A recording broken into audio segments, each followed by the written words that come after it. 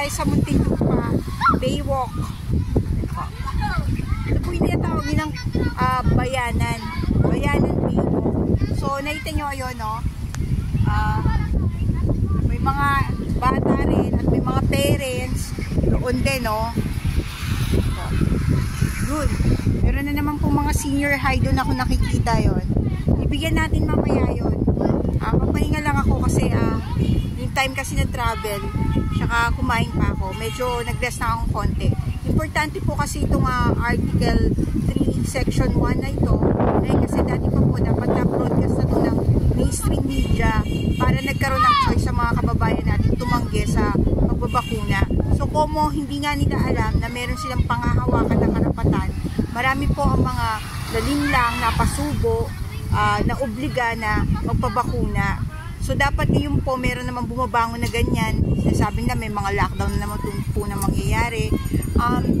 Outbreak pa lang po yan, so huwag po tayo ganang natatakot. At may solusyon naman daw po sila, may bakuna na nga agad sila eh.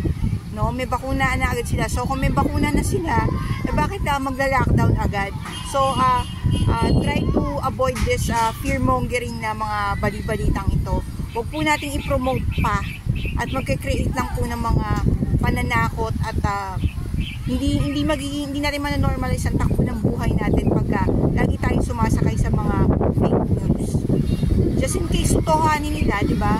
Eh di, sila naman na mananagot niyan sa Judgment Day eh. Pag sinasabi yung mga Judgment Day na ganyan, yung mga prophetic na hula sa Bible, nanginginig po sila sa takot kasi paano sila po yung mapaparusahan. Tapos na po kasi yung maliligayang araw nila. Po yun. Yan, no? Napakaraming dapat imulat ang kaisipan sa panahon na to, 'di ba? May maitulong man tayong konti lang, hindi naman po tayo inuobliga.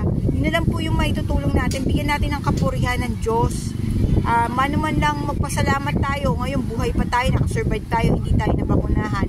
Ipagpasalamat na lang natin yun, kaysa mag-send tayo sa GC ng mga videos na mga about wars, hindi pa naman nangyayari, 'di ba? Pero nag-create pa po yan ng fear, kaya yung mga kababayan natin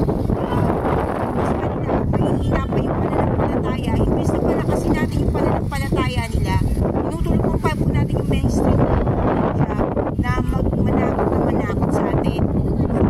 Wawalan tayo ng fighting spirit. Yun po yung nagiging resulta. Kaya stop listening to this news, mga ganyan. Tumulong na lang po tayo, umilos na lang tayo para mawala po yung stress natin.